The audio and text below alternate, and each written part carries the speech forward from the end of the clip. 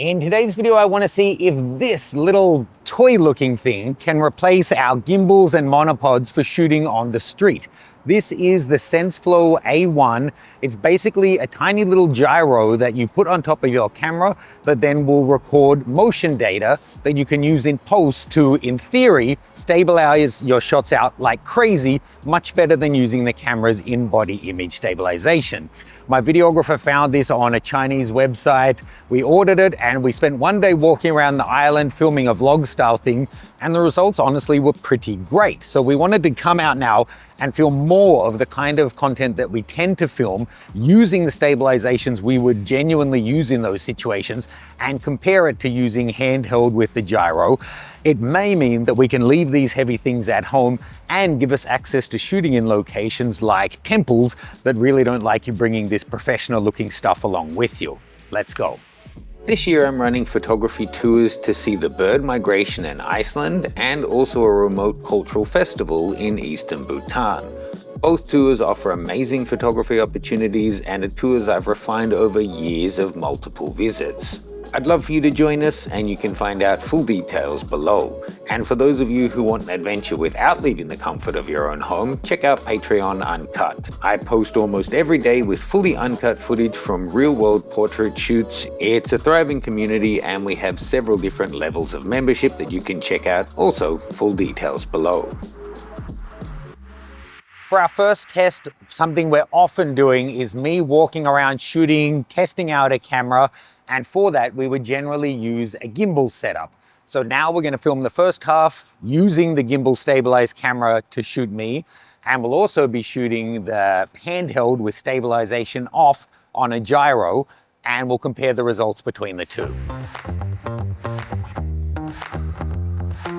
Using the RS3 Pro gimbal, you get very stable footage, but it's a 1.5 kilo rig that you have to carry around all day, and trust me, you're going to feel that on a long day of shooting. Now compare those results to shooting handheld and using the Senseflow gyro. Honestly, the footage looks shockingly good. The floating frame you see there is the real footage out of camera, and the center box is once it's been stabilized.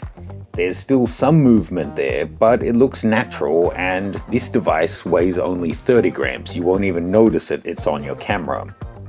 Beyond the weight, the freedom the gyro offers is huge. Shooting handheld like this, you can move quickly from the face to the camera to the film and back to the face again with fast movement and precise framing. With a gimbal, even though it's smooth, you feel like you're kind of floating and leaning into shots, like you're on a boat or something.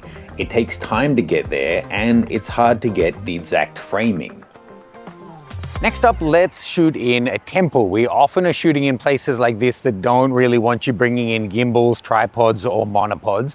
To take it further, I'm going to actually do the filming on the Fuji GFX 100 RF. This is such a compact kit, no one's going to kick you out for shooting with something like this. And because this guy is basically open source, you're able to use it on Canon, Sony, Nikon, Panasonic, Fujifilm. There's a whole bunch of different cameras that are compatible with this guy. We'll have a list of them below. So I'm going to basically go in and do some close-ups and stuff filming in the temple. We'll show you the stabilized and unstabilized footage out of this guy. I should note, there's also going to be files that you can download, so see the link in the bio below.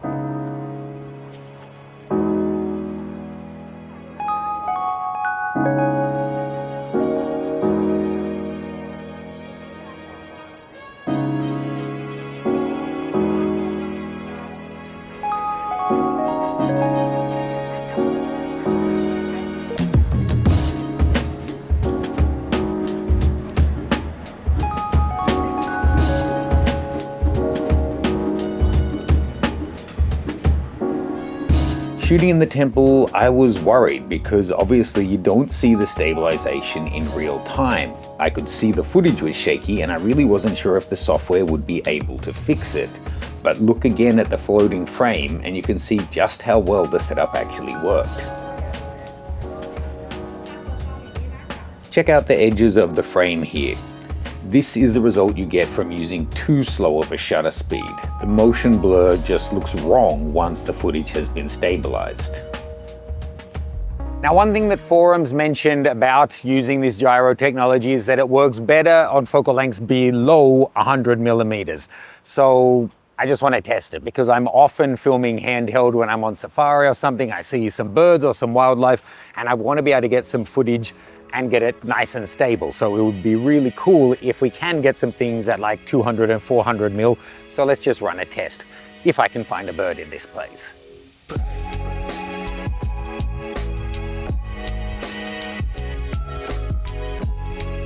Even shooting handheld here at 400 millimeters with stabilization off, the gyro did a great job. Turning the camera and lenses stabilization back on and not using the gyro, it also did a pretty good job.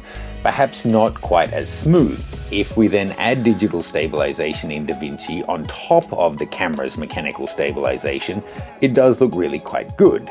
But note, this isn't because I have superhuman stability. In fact, this is how the shot looks at 400 mil if we have mechanical and digital stabilization all turned off. Another thing we are often doing is just talking head like this, where we're not really moving too much. And in that case, we have the videographer using a monopod. A lot less footprint than using a tripod, but it's still a lot heavier than just using that little stabilizer. So again, in this section, as I run through some things you want to be aware of, some limitations of this kind of technology, we'll show you the difference between having it unstabilized on a monopod or stabilizing it with the gyro. Now, I want to run through a couple of things that you want to make sure you're careful of when using something like the A1. First off is to make sure you frame wider than you expect. It's still going to be applying a digital stabilization to the shot, which means the shakier your hands are, the more cropping it's going to need to keep you inside of that frame. So frame extra wide. Next up, make sure your IBIS is turned off. The gyro is already recording motion data and how the camera's moving around, but it can't take into account if there's sensor shift going on. Next up, zooming is limited using this kind of thing. You can use a zoom lens, but you're better to keep the same focal length in each take. For example, if you're shooting on a 24 to 70 mm lens, you start at 35. It's written to the file, this is at 35, but then if during the clip you zoom to 50 and 70, that extra info of when you change the focal length isn't recorded. So you're better to actually cut the file, zoom, record again, otherwise it can't properly apply the stabilization on the single file. Also, you want to be careful with your shutter speed. They say generally keep it around 1/120, and the more movement there is in the shot, the faster you want your shutter speed to be. Essentially, you want to get rid of that motion blur, which can look nice if it's on a stabilized shot, but just imagine if you're getting movement on the side of the frame, you're going to have blurriness there, but then your subject is going to be stabilized, so the blurriness just looks really odd.